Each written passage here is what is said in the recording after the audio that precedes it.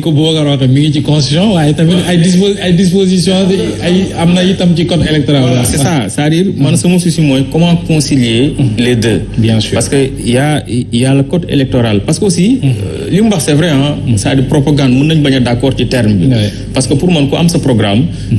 365 jours sur 365 jours war nga mën di ko dérouler di ci waxtaan ak nit ñi. Mais bu fekkente ne aussi y a un texte de loi qui est là bu ni à partir du 10 juin ba le 9 juillet dañu interdire lépp luy propagande ñu voté ko Assemblée nationale ñu valider ko donc ñun ñëpp dañ ci war a tënku. Maintenant comme ñun ñëpp on est d'accord que cette disposition vise en quelque sorte les supports médiatiques. Maintenant est-ce que aujourd'hui tey manifestation buñ ko autorisé. Mais tey même ñi yor seen portable di def ay live ci réseaux sociaux yi parce que même bu nekkul des médias. même bu nekkul seen TV. est-ce que mën nga contrôler tey li nekk ci réseaux sociaux yi parce que loolu aussi pour man support médiatique la. donc complexité question bi. en fait foofu la nekk ñu creuser ko. voilà beneen affaire bi mooy Babacar ñu ngi jëm ci ay élections yoo am pëcc xoo nag yu nga xamante ni bëriwaa na ci ñi ko jàngatee ci ñu seen xel ma ci jëm ci wàllu politique mooy dafa xaw a reetaanlu mooy ay liste yuy dem ñenn ñi seen suppléant du dem ñi seen liste nationale du dem mu mel ni loolu am na ñu ne même bu fi mosee am na ñu ko dund muy gulet. est-ce que yooyu élection dina jaar ci yoon. xam nga xalaatu société xam nga man li ma gëm xëy na peut-être foofu am nañu suñu bëri ñoo xam ni d'accorduñ ci ay kàddu parce que man je suis un légaliste. man loi tant que moom fi rek dama gëm ne dañ ko war a appliquer parce que damay waxtaan ak sama benn xarit mu ni ma yow lan nga jàpp ni tey moom mooy solution bi man ko solution bi pour man mooy nañu appliquer les décisions qui sont rendues par le conseil constitutionnel parce que moom loolu laa gëm parce que décision yi conseil constitutionnel joxe invalider liste suppléant Benno Bokk Yaakaar invalider liste proportionnelle titulaire wu Yewwi Askan Wi li ma gëm mooy maintenant à partir d'aujourd'hui décision yi nga xam ne le conseil constitutionnel a rendu daf ko rendre dañu jàpp que ni décision yooyu dañ ko war a appliquer ñu dem ci élection yi le 31 juillet parce que tey mën nañu d'accord c'est-à-dire mën nañu d'accord ci décision yi comme mën nañ ci bañ a d'accord parce que am na ñoo xam ni d'accord nañ ci li nga xam ne conseil constitutionnel moo ko rendre am na ñoo xam ne d'accord mais en tout état de cause man dama gëm ni que même buñ ci d'accordul na ku nekk def sa commentaire mais décision yi moom parce que les décisions du conseil constitutionnel sont susceptibles de recours maintenant aujourd'hui xam nga la mooy danger bi tey bu fekkee ne décision yi conseil constitutionnel rendre dañ ko jël teg ko fële ñu appliquer leneen mais su boobaa conseil constitutionnel nañ ko supprimer. non mais kon bu ñu dem 2024 les élections présidentielles de 2024 on n'aura même pas besoin à ce que ñuy def référence ci li nga xam te moom mooy conseil constitutionnel. donc man dama jàpp que ni en tant que société civile parce que gawuma moment bi parce que bon y en a certains yoo xam ne ñoo ngi commencé naan est-ce que duñu def médiation est-ce que duñu waxtaan. man waxtaanee ko ba liste yëpp dem jogante bi man li ma gëm mooy. c'est-à-dire que tey. mais xanaa bu ñuy def nu mu tuddati dialogue di waxtaan kon les 8 là yi ñu recalé. kon xanaa ñoom kon tey mais. duñ ci bokk mais si mais kon bu ñuy soit da ngay def table rasa parce que li ma nanguwul mooy. nga ni da ngay def médiation pour xool peut-être Yewwi Askan bi ak Benno Bokk Yaakaar xool naka la ñuy dem. ba ñoom seen liste ñu dugaleen mais maintenant ñi nga xam dañ leen recalé. ci période parrainage bi. mais ñooñu également kon su boobaa da nga leen ci dugal par force. ak coalition yi ci mel ne Aar Sénégal yi. voilà mais ba ci coalition gëm sa bopp sax. donc man li ma gëm mooy présentement. mu neex wala mu naqari metti na kenn ku nekk tu peux commenter mën nga d'accord ko mën nga bañ a d'accord kenn ku nekk jox nga sa argument. mais yow Boubacar yow nag nga ko gisee c'est-à-dire nag nga gisee cette décision de valider les suppléants de Yewwi neenal les titulaires ñu bari jàpp ne la liste elle est unique et indivisible au même moment une liste qui ne respecte pas la parité nga valider titulaires yi dem neenal suppléants yi comme la liste de la coalition Benno Bokk Yaakaar. man xam la laa jàpp j'ai bien étudié xam nga nag je suis pas dans le néewuma ci passion ak euphorie gis nga les décisions qui sont rendues par le conseil constitutionnel en tant que juriste c'est un bon droit que le conseil constitutionnel les a rendus gis nga boo jëlee déjà la liste li tax mu rejeté liste Yewwi Askan bi c'est liste proportionnelle bi déjà c'est vrai que conseil constitutionnel sax cité wu ko mais il faut nit ñi xam que ni séparation des listes titulaires ak suppléants c'est le juge suprême qui l'avait fait en 2014. Ce n'est même pas le conseil constitutionnel. Pour la première fois, c'était le juge de la Cour suprême. Est-ce que le conseil constitutionnel est lié? Non, parce que jurisprudence, le monde a un revirement de jurisprudence. Le conseil constitutionnel n'est pas lié. n'est pas par lié une décision de la Cour non suprême. le Conseil constitutionnel n'est pas lié par une décision de la Cour suprême mais pour vous dire xam nga dañu liste entre defar Thiès bi ñuy demee ci juge d'appel bi est-ce que xam nga ni le juge d'appel ñaar yëpp la annulé woon. Le juge d'appel il avait annulé la liste des suppléants et la liste des titulaires. Mais c'est le juge suprême moo ne ko il faut limiter l'irrecevabilité par rapport à la liste proportionnelle titulaire. nga ñëwaat conseil constitutionnel li mu la wax mooy conseil constitutionnel dafa ni boo xoolee code électoral bi. amul benn disposition boo xam ni dafa naan la bu fekkente ni liste suppléant bi dafa am vice dafay entacher la liste des titulaires. Comme conseil constitutionnel ni mu defee woon interprétation ci liste département Dakar bi xam nga dafa ni ci code électoral bi amul benn disposition buy interdire que ni pendant la période avant ñuy entamer le contrôle juridique amul fenn fu ñuy ay que ni nit mën a def substitution wala mën a def retrait. Donc c'est une interprétation que le conseil constitutionnel a fait. Mais également boo xoolee xam nga ñoo ngi naan la am na ñoo xam ne dañu lay citer l'article L154 ne la liste elle est unique. Mais pourtant boo jëlee l'article L149 moo ngi naan la parité s'applique à toutes les listes hommes et femmes foofu elle te parle de toutes les listes am na foo xam ne le législateur te parle une liste te parle d'une liste mais am na ci code électoral foo xam ne aussi le législateur te parle des listes. Donc en tout état de cause man xam des listes yow da nga ci comprendre que ne liste titulaire et liste suppléant. mais bu ñu nee des listes kay on parle des listes parce que bu ñu nee la parité homme-femme s'applique à toutes les listes aussi bien la liste des suppléants que la liste des titulaires. Donc foofu également. Très bien dañu war a wàccante. maintenant Fatou Abdou xam nga moo am solo. pour man parce que yëpp c'est des commentaires xam nga lan moo am solo pour man. nañu jàng ci manquement yi nga xam ne dañ ko ci nemmeeku. parce que bu ñu demee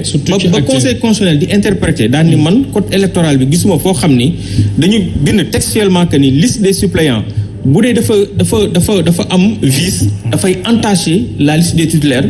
nañu fexe bind ñu jël manquement yooyu ñu réformer code électoral bi bind texte yi de manière expresse ba nga xam ne lépp luy lacune dañ ko fi war a mën a jëlee mais ce serait un précédent très dangereux que ñu jël les décisions du conseil constitutionnel teg ko de côté. pour mën a def leneen su boobaa. mën nañu supprimer le conseil constitutionnel. très bien dañuy ñëw ci Daouda parce que waxtu bi jeex na Daouda ni mu ko waxee est-ce que itam du solution acteurs yi ñoom seen bopp yi defar seen i liste ñu dem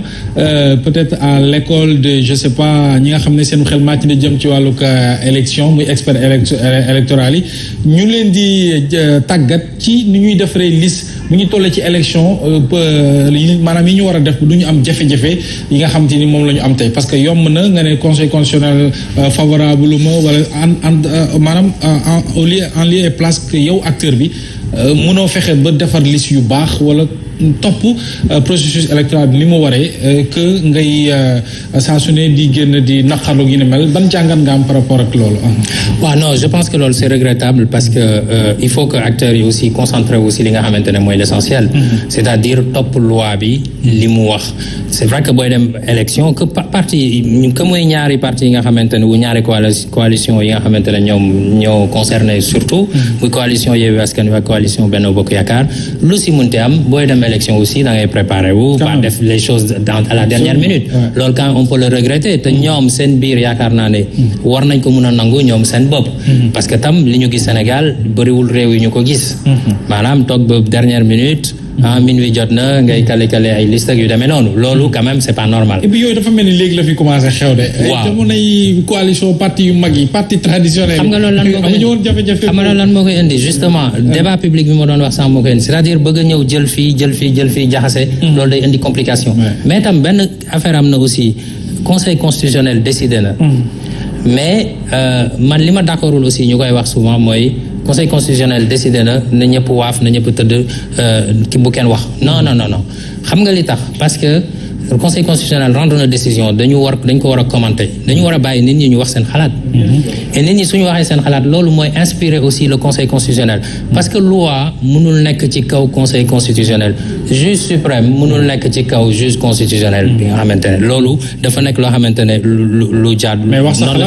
sa xalaat taxul conseil constitutionnel dellu ginnaaw non taxul mais ëllëg conseil constitutionnel mooy lan mooy ñi nga xamante ne ñun constitution bi ñoo ko décider le peuple ñu ne le peuple c'est le principe d'autodétermination ñun ñoo décider na nii la ñu bëggee ñu gouverner ñu loolu ñu tënk constitution muy l'acte suprême ki nga xamante ne grand principe yëpp si lañ ko évoqué loolu nag bu amee taxaw ni ñu war a def mooy conseil constitutionnel ñoom nekkuñu ay yàlla dañ leen teg pour ñu liñ doon wax gardien de la constitution ñoom tam dañ leen teg quelque part pour ñuy xool loi yu ndaw yi est-ce que dëppoo na ak constitution bi di garder la constitution et cetera. léegi nag bu ñu demee ba ci biir ñoom ñuy xool ay loi yi nga xamante ne ñi ngi ci suuf loolu du jaar yoon man li ma gëm mooy par exemple la constitution le principe mooy participation à une élection loolu mooy principe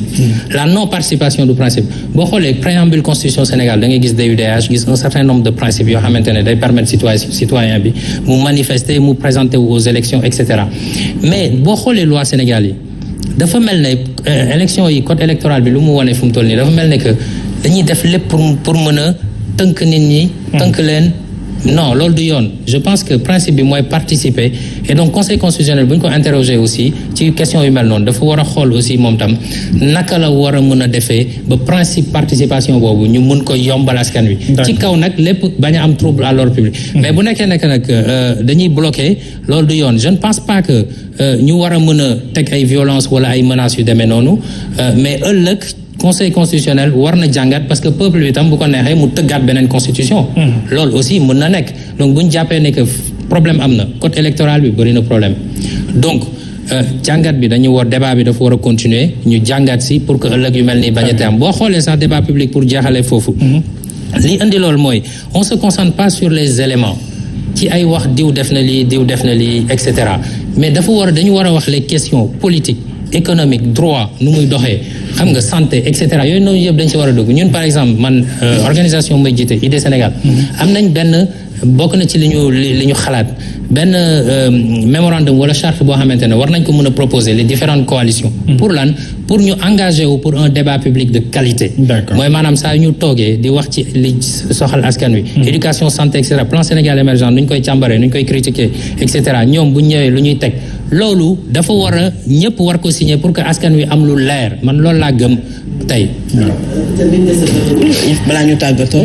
l'affaire Cheikh Abdou Bara Dolly Mbacké on parle toujours de l'article L80 aujourd'hui est-ce que waruñu dépasser loolu Babacar benn deuxièmement au moment où ñu ngi wax mbirum Cheikh Abdou Bara placé ko sous mandat de dépôt au même moment njiitu réew mi Macky Sall mi ngi daje ak koo xamante ne da ko doon saaga vidéo yi mi ngi wër ba tey toog ak moom waxtaan ak moom mu accordé ko audience alors que dañuy wax ne moom institution la est-ce que préserver na loolu nga xamante ne jàpp ne c'est la sacralité de l'institution. voilà loolu ñaari mbir rek laa ci wax bi njëkk mooy je pense que mbirum Cheikh Abdou Bara Dolly ni ko Sénégalais yëpp ñaawloo je pense que ni pour la première fois au moins ñu gis benn acteur politique def dara ba ci ay partisans am amul kenn ku ko rafetlu parce que ñun ñëpp on est d'accord que le président de la République c'est une institution donc bu ñu wax président du sax la personne de Macky Sall moom moo intéressé nit ñi mais c'est l'institution bi muy incarné ba nga xam ne tey les citoyens tey ñoom ñoo ko fal de manière démocratique donc loolu je pense que ni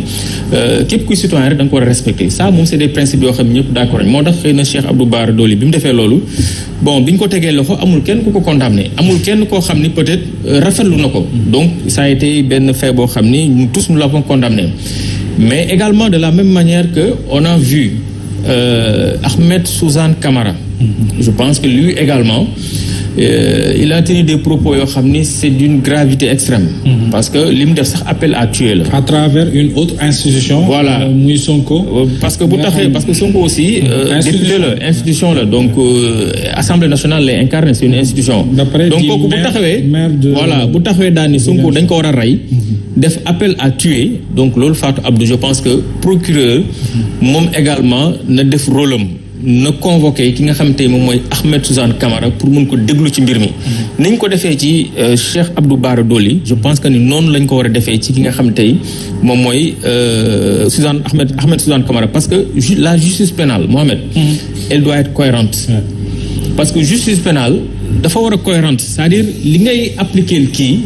moom ngay appliquer këne Cheikh Abdou Bara Dolly mënul wax li mu wax ñëpp génn ñaawlu ko même pas 48 heures ñu gis que ni le ministre de la justice saisir na procureur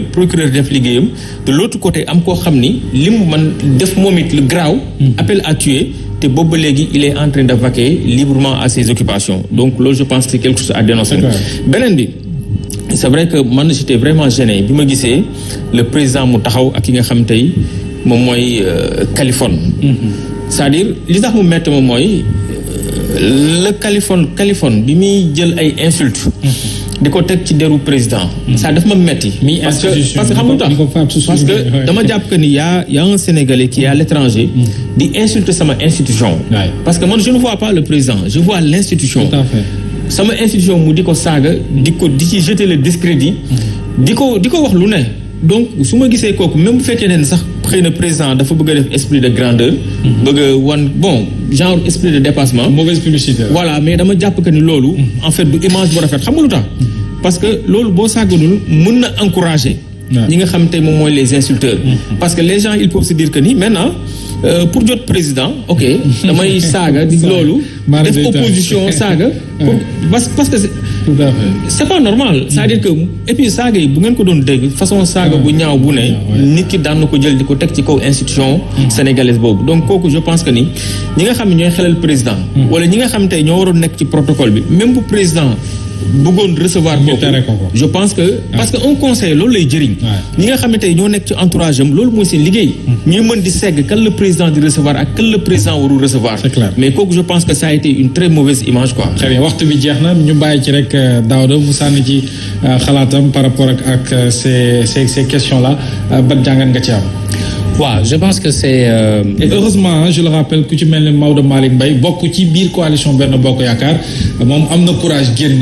ñaawlu ci li président di dalal wala di may audience ces insulteurs là. waaw je pense que bu ñu nee offense au chef de l'État autorité président la ñu viser wuñu le président en personne maanaam nga attendre l'autorité du président mais pas forcément la personne parce que tam individu la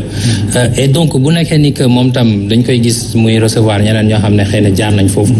autorité boobu tam dafay am loo xamante ne mën na écorner image boobu donc je pense que il faut pas mu am deux poids deux mesures surtout que offense au chef de l'État procureur mooy ñëw def la démarche et cetera c'est procureur ministère de la justice et donc ñoom tam war nañ mën a def seen liggéey saa yu ñu ko gisee fu ñu ko mënti gisee te bañ di cibler ñenn wala pas ñeneen bien que on regrette les propos ça c'est vrai mais aussi je pense que ñun dañu am benn image boo xam ne culture suñu droit pénal bi ñuy wax man souvent damay dégg ñu naan bon voilà man juriste là wala légaliste wala ceci wala cela mais droit lan la droit sans science politique amul sens parce que droit day indi ay solution ci science politique foofu lañ di war di xalaatee affaire yi du nekk même sax kaawu conseil constitutionnel boobu ngay wax loolu foofu tam la ñu war a ñëw droit kese sans science politique ban sens lay am d'autant plus que politique ñoom ñooy élaborer ay lois sens boobu pour xool naka lañ mën a tëralee askan wi naka la askan wi mën a dundee ci jàmm ñu wut ay règlement ay instruments juridiques pour mën a régler question yooyu donc il faut que ñu ñëwaat foofu parce que suñu code pénal par exemple ñu ngi ko inspiré fan Europe France booy xool bu ñu naan le parquet sax mooy magistrat bi doon taxaw ci parquet ñi dund France xam nañ ne que sedd bi ñoom du ñu am ay karook yooyu ay parquet la ñuy am pour mën a teewaale sedd beeg yooyu donc finalement le parquetier code pénal bi dañ ko copier lu si gën bëri am na ay modifications certes délit d'offense au chef de l'État booy xool ki ñu ko mujjee toppee en France 2008 Nicolas Sarkozy la tooñoon ne ko lan paroles yi xëy na tegginewul mais casse-toi pauvre con loolu phrase boobu ñëpp xam nañ ko bi mu demee ba jeexal ay recours am dafa dem ci cour européenne des droits cour européenne lan la wax de justice lan la wax mu ne waruñu ko France loi boobu dafa jalgati principe bu démocratie ci boppam dañu dellu si kooku décision boobu ñu ngi ko rendre le 14 mars 2013 ñu ñëw le texte ay quelques weer 5 août 2013 France dindi loolu ci arsenalam maanaam loi boobu amatul kenn mënu fa toppee nit ci loolu offense au chef de l'État mën nañ fa toppee nit nag ci diffamation injure bu nekk da nga saaga chef de l'État bi injure diffamation yu demee noonu mais pourquoi te sax bi ñu doon topp foofu 45 000 euros d'amende lañ doon wax parce que France dafa amoon ay abus 3e république 4e république 5e république yooyu noonu yëpp am nañu ci doon topp mais donc 45 000 euros d'amende la woon 30 millions de francs CFA équivalent il faut que aussi ñi ñuy jàpp di tëj pour un rien ñu tëj mënoon nañ dem modifier ces lois là xool lu ñuy amender nit ñeek wala yu doon mais jël kilifa aussi tëj ko fa nga xamante ne tension mën na am tension sociale wala tension politique yooyu itam war nañ di xoolaat lan la ñu viser waruñu toroxal chef de l'État parce que autorité bu wàññeekoo dëkk bi mën na instable mais nag dañ distinguer li nga xam ne nit ki nga ko wax ak li nga xamante ne chef de l'État nga ko wax loolu moom dañ ko war. Merci beaucoup Daouda Tall ñuy fàttali ne éditorialiste nga président également du think tank Idées Sénégal amoon nañu mbégte lool dans la ci bile émission de Sen Show.